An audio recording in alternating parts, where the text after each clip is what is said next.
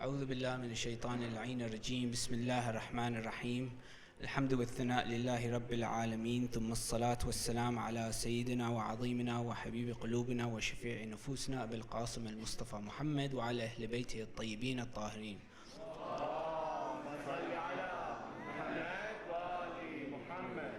Brothers and sisters, Assalamu alaikum wa rahmatullahi wa barakatuh. So, obviously the topic of salvation is our main theme. How we attain salvation, who is going to heaven, who is going to hell, is it as black and white as we make it out to be? The narrations about Imam al-Hussein and attaining salvation through him. So far we've covered two components or aspects of that. The historical side, when we talked about the story of Nuh, and we extracted some principles which showed it's not so black and white. And the second part was the intellect. We found through the study of the intellect and how everybody has different levels and capacities of intellect, we cannot hold all people accountable in the same way. God will judge us all individually based upon our capacity, based upon our knowledge, based upon our experiences, and so on and so forth. The important thing was, from all that discussion, was that there is one faculty within us that deals with evidences, that deals with experiences and senses.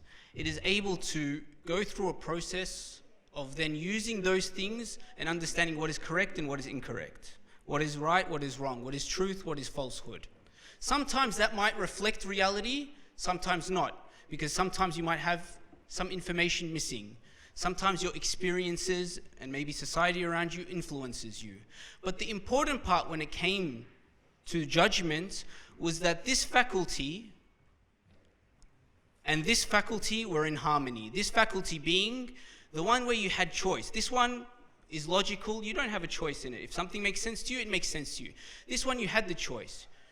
This one is where pride, ego, belief, action, all are within this faculty. Remember, these are metaphorical as well. So if these things within this faculty obey, submit, and follow this one, then hopefully we will attain salvation. Now, Sayyid Ahmad, you might ask the question, where are you getting this from? Is this, in the Quran? Of course, we brought some narrations, we brought the Quran, we brought some ayat, but the Quran doesn't really speak like that, does it? I mean, is this in the Quran? In the Quran, generally, there's two categories of people, isn't there? Generally speaking, the Quran separates people into two categories. One category is the believers, al-mu'mineen. The other category is what? The unbelievers or the disbelievers, the kafirin. Yes, there are some subcategories. For example, the hypocrites, the munafiqeen. But that's also within the disbelievers. Yes, there is, for example, the truth, those who say the truth, those who are witnesses, those who are good doers, and so on and so forth. But they're still included within this category, right? Those who create chaos, those who create corruption are within that category, and so on and so forth. So there's usually two. Where is this category that you're speaking about? Or are they included in one of these two categories? Are those people that, for example, might have some wrong understandings? For example, that person that had that island, that lived in that island, he believed God had some sort of a body and he rides on a donkey and so on and so forth. This was incorrect, but he was still rewarded by Allah and excused for having that understanding. Now, is he a believer or is he a disbeliever? Or is there a third category? Now, to answer this question, first and foremost, we need to define these two categories first. What is a believer or a mu'min, and what is a disbeliever or a kafir? We need to define these first. And this is the third element or perspective, language. The importance of understanding the language. Without understanding the language, we're going to really struggle to understand this religion. And I'm not necessarily just saying you have to understand Arabic. No, you don't need to understand Arabic. But those Arabic words, when you are breaking them down and being taught this, or you're learning it yourself, you understand it correctly. So if I were to say, what is a believer to you? Maybe an image pops into your head, right? Or if I say disbeliever, what is a disbeliever? Give me a characteristic of a disbeliever. You might say he is not a Muslim. Is this correct? Or you might say he doesn't believe in God. But everyone else who believes in God, even if he's not a Muslim, is a believer. It could be this. Now, the way that I would like to do it is to look at what the infallibles have said and what the Quran says. The first we'll do is believers. Okay, what is mu'min? Salli ala Muhammad wa ali Muhammad.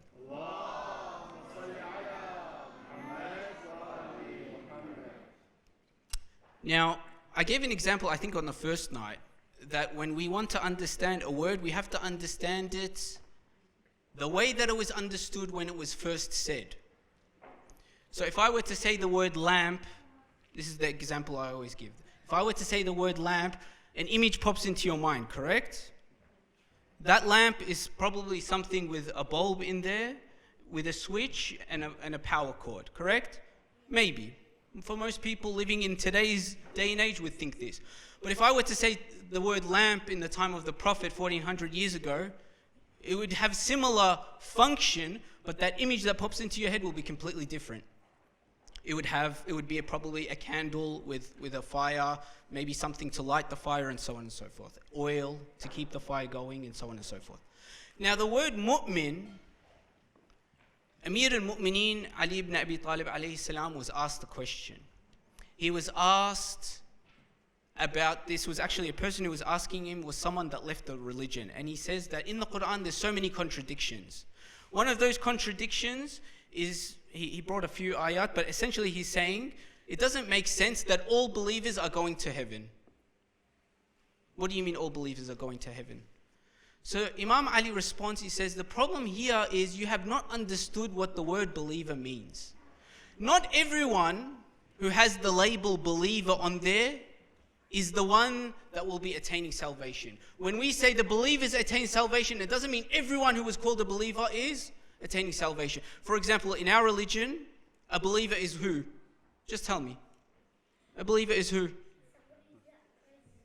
Somebody that praises God, Muslim. What else? Follows Usul ad-Din. Here everyone has a different idea of what. If I were to, for example, go to a church and I ask them, what is a believer? They might say, for example, following the Holy Trinity.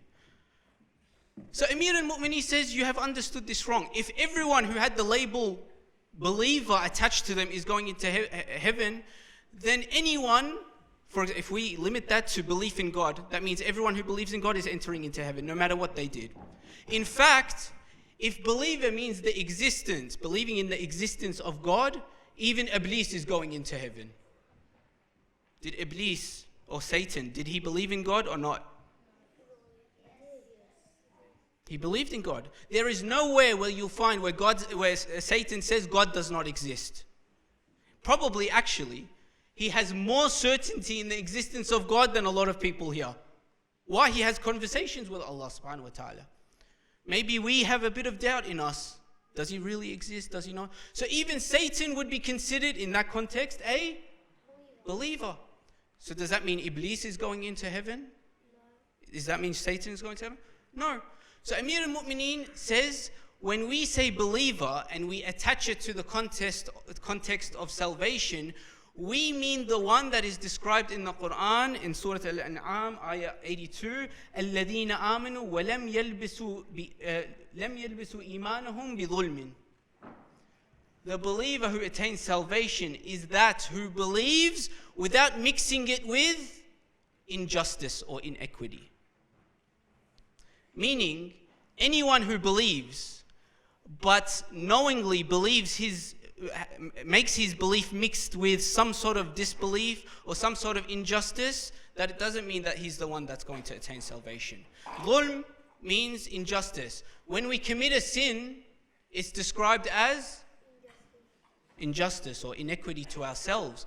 When we do a sin, we're doing an injustice to our own selves. Why? Because we deserve better than that. God created us for heaven. So when we sin, we're doing an injustice to our own souls.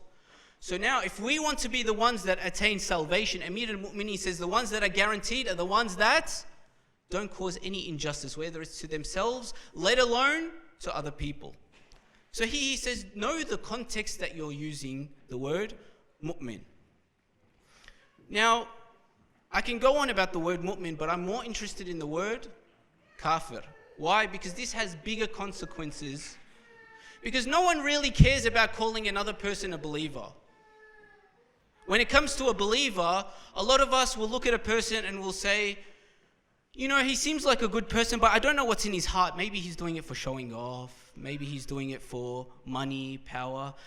But when it comes to putting a label of disbeliever on a person, we're very quick to do that, aren't we? Anyone that doesn't think exactly the same way that I think, we're quick to put that label of disbeliever on that person. Now, again, I'm going to say that word one more time, and I want you to think about what pops into your head when I say it. Disbeliever, kafir. What pops into your head? Keep this to yourself. But now I'm going to describe to you how Imam As-Sadiq, alayhi salam, described the word kafara or kafir. A companion asked him, Sallu ala Muhammad wa ali Muhammad.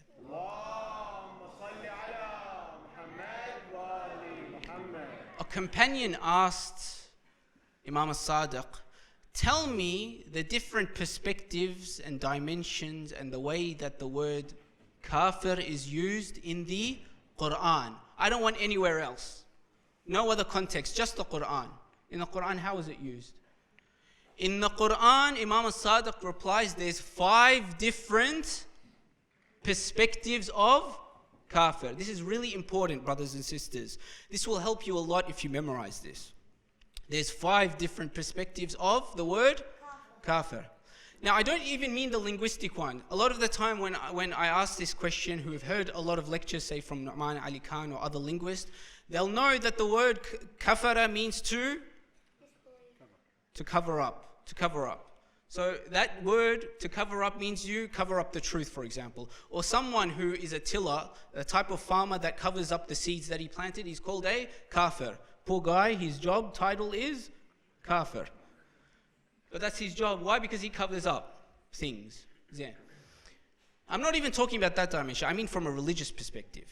How it's described in the Quran when it's attached to people. There's 5.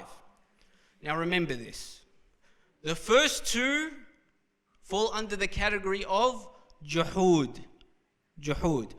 Juhud, the easiest way for me to explain this according to the linguist, is someone who denies something that they believe is true or they believe is correct. In other words, if you want to put it in my snapshot, he believes something is true or correct, but he goes against it or denies it. Ahsan. That is juhud. He says 2 types are juhud. One is denying the bounties of Allah and the blessings of Allah. One is not acting or neglecting one of the commands of God. And one means disassociation. And here he brings ayat of the Quran to explain each one. So the first one, denying Allah. Juhud. He says the first type of juhud is denying the existence of Allah altogether. Okay? There's a few ayat. For example, أَفَرَأَيْتَ مَنْ أَتَّخَذَ إِلَهُهُ هَوَاهُ. Have you seen the one that takes his own desires as God? In the Quran, usually when it describes people that don't believe in God, usually they actually do believe in God, but they associate partners to God. Rarely it speaks about those who deny God altogether. In here, the narration, they're called ad-dahriyah. They say, and there's, following this ayah, it describes them. They're the ones that say, there is nothing in existence except this dunya, and we live in this, and we die in this, and nothing destroys us except time. Ad-dahriyah means the ones that believe in time. Okay? So they believe there is no God that takes your life and gives you life. They just believe, it's basically atheism in essence. We're here by chance, we live, we die, and time goes on. Everything moves on. He says, the Imam then describes these people. He says they are ones who have created a religion for themselves out of their own desires. out of what they like. And when they ask for evidence for it, they have no evidence for it. Their evidence is saying, in the Quran it describes this, this is for, by the way, ayah 45, 23 to 24. Surah 45, ayah 23 to 24, if you want to read it. They say, our evidence is, if you claim God exists, then bring back our fathers back to life. Notice their evidence isn't evidence in what they believe in, but their evidence is trying to, hey, you have to prove a thing. Now, this goes to a deep theological discussion in, if I prove that God, let's put it this way. If I don't believe God exists, I can't prove God exists. Can I prove God doesn't exist? This is a long discussion. But the point here is the Imam says these people base their evidences on their desires. Now, important point here. He's saying they don't have evidences. Therefore, they're creating something out of nothing. Meaning, is this following this or not? No. They have no evidences for what they believe in. Therefore, they're believing their own desires. That's why he describes those atheists as followers of their desires. Now, he goes on to use a few other ayats. And the last ayah he used is الَّذِينَ كَفَرُوا, Surah Al-Baqarah, ayah 6. وَالَّذِينَ كَفَرُوا سَوَاءٌ عَلَيْهِمْ أَأَنذَرْتُهُمْ أَمْ لَمْ تُنذِرْهُمْ. Those who disbelieve, it's the same for them whether you warn them, show them evidence, or you don't show them evidence. Question: if God believed that anyone who wasn't Muslim was from this category, then why does he spend the rest of the Quran trying to convince people that he is the Almighty? Not a few ayahs later he says, Ya ayyuhan nas a'budu rabbakum alladhi khalaqakum. Oh people, worship Allah. He is the one that created you and the ones that came before you. If he believes that whether you want them or you don't want them, they're the same. Obviously there's another category of people that he is speaking to. They don't believe yet, that they don't believe. Ahsant. Perhaps, and this is my important question, there are some people in this time, remember in that time, there was no such thing as, for example, the theory of evolution. There was no strong philosophical arguments. But today we have a lot of atheists that perhaps have some evidences. Now, is that a reflection of reality? Maybe not. Maybe they're just missing some piece of evidence. Perhaps their evidence for the lack of existence of God is the actions of Muslims. Important point here. My proof that God doesn't exist is because these are the most inhumane people I have seen in my life. Usually they're the ones that don't have friends that are Muslim. The only Islam they know is on ABC or SBS or Channel 7 or Channel 10 or Fox News and so on and so forth. This is why it's imperative for us, brothers and sisters, to show the true Islam through our actions. Ahsantum. Sallu ala Muhammad wa ali Muhammad.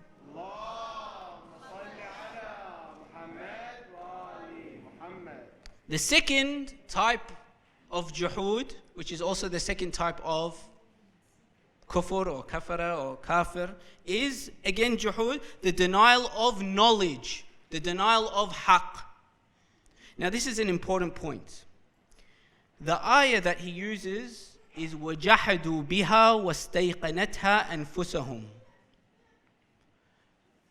They denied it while they had certainty in it. Essentially, this is the translation. What do you mean? They denied it while they had certainty. Either they had certainty in it or they denied it. This is where Ahsant, Habibi. There's tension going on here. They have certainty in it, but they deny it. So is this faculty in submission to this, or are they denying it? Ahsantum. And the Imam described this with any form of truth or knowledge. Therefore, brothers and sisters, even if we accept God, even though if we are Muslim, if there is some truth that comes to us, but we deny it, no more lollipops today, have you? If we accept something as a truth, but we deny it, then we are committing kufr. We are committing denial. We are committing disbelief. Another example that he gives is the Jews of the time of the Prophet. The Quran came to confirm what the Jews had.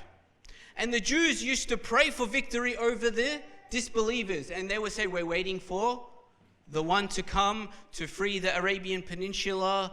We have this characteristic of him. We know exactly what he's going to be like. The Quran describes him as them knowing the coming prophet like the back of their hand.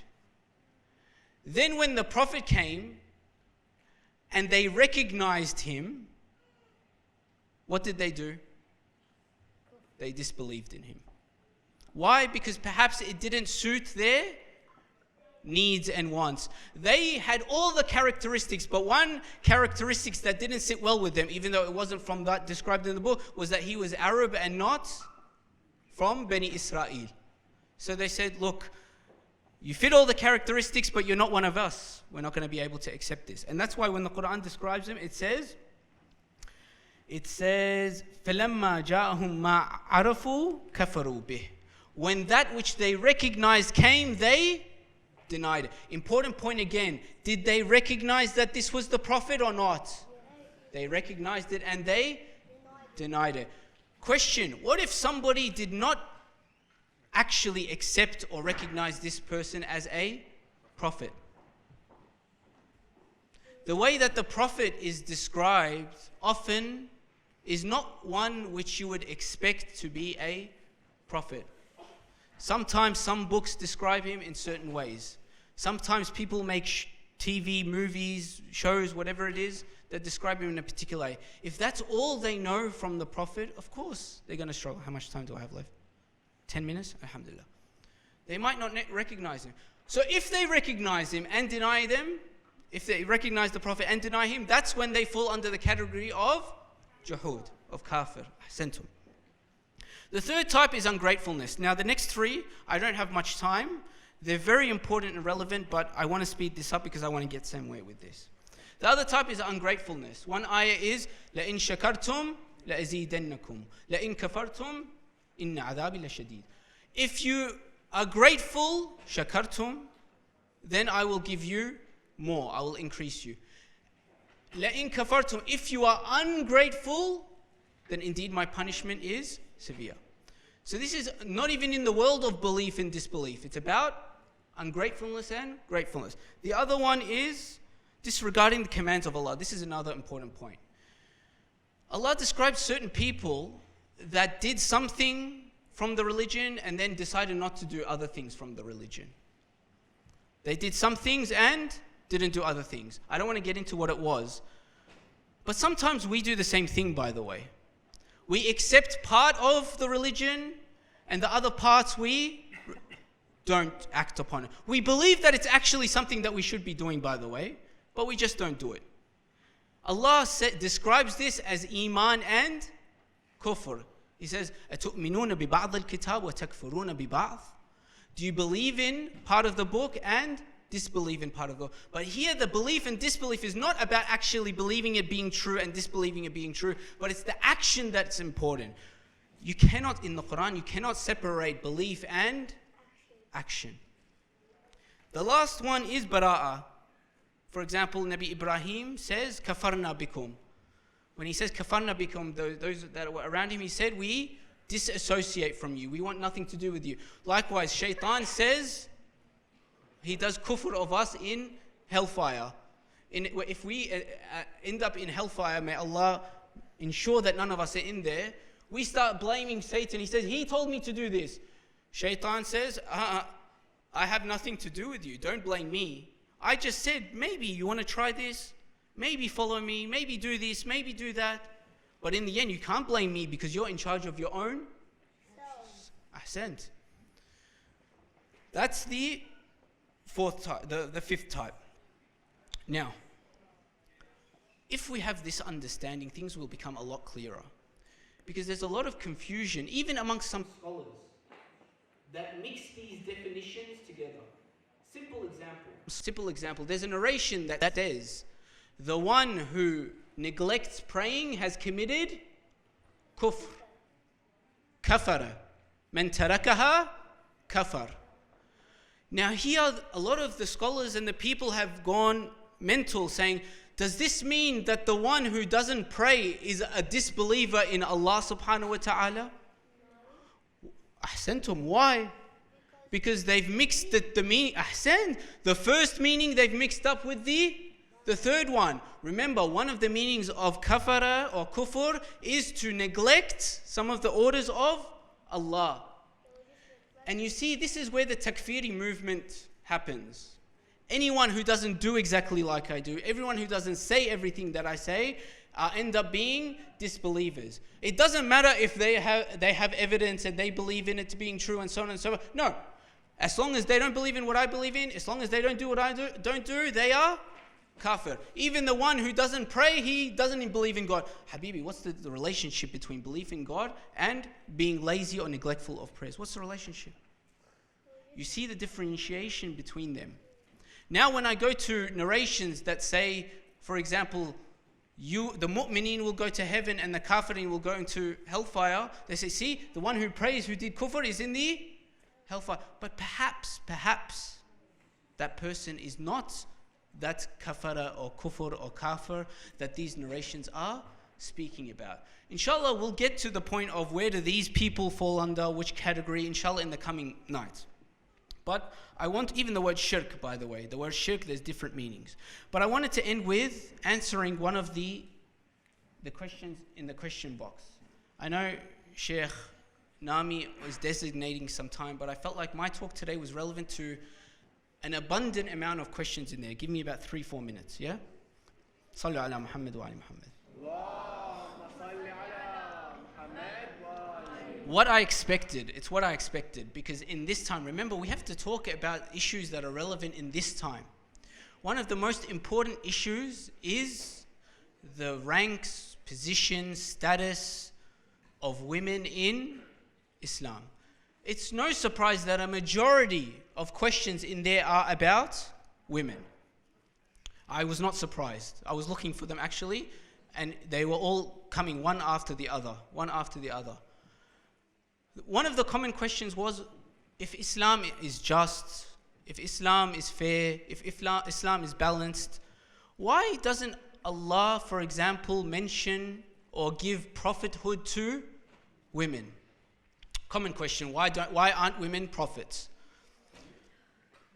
Now my response to this is, who says women are not prophets or cannot be prophets or weren't prophets? Now perhaps immediately in your mind you're like thinking, astaghfirullah, what's this kufr, what's this disbelief? Be patient, brothers and sisters. The first thing we said about the intellectual discussion was, perhaps there's a piece of information that I have that you have not considered and is missing for you people. Likewise, perhaps I am missing something and I am incorrect, and I welcome anyone to correct me. Not now, because it will get into a heated debate, but afterwards or in the question box. But the second important point is, what does prophet mean? This whole discussion was discussing how there was different meanings to mu'min and different meanings to kafir. Firstly, have we even understood what the word prophet means? What is it in Arabic? If it's nabi, then what type of nabi do you mean? And then, once we've discussed whether it's anba'i or tashri'i, then after that, I ask, what are the qualities that are for each one? What's the quality of a prophet? If you tell me, for example, the quality of a prophet is that they receive revelation, then I'll say, then Allah has mentioned prophets, prophetesses, female prophets in the Quran. And don't be surprised, there are some scholars that believe that Maryam alayhi salam, for example, was a prophetess. Don't be surprised. Now, I'm not here to say that this is correct and this is incorrect. This is another discussion altogether.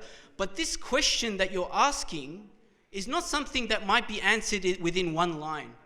We have been speaking so long about salvation, we haven't even scratched the surface. Now, if you want to talk about where women prophets or prophetesses, this is not a simple one-liner. There is a complexity in Islam, and through that complexity is simplicity and beauty. But we have to take the time and not live in an era of 5-minute YouTube clips or 3-minute answer from the Sheikh. You know, back in the time of the Prophet, I know Sheikh Nami said that they were short. Assalamu alaikum, Sheikh Nami. He just popped out as soon as I mentioned his name. He said that the sermons were short, but at the same time, they used to spend 20 minutes, the first 20 minutes, just praising Allah subhanahu wa ta'ala. Imagine I spend 20 minutes now praising Allah subhanahu wa ta'ala, everyone would be looking at their watches, correct? But if you want to answer a simple answer to a complex question, then you're not going to get a sufficient answer. That's all I have to say. Sallu ala Muhammad wa ali Muhammad.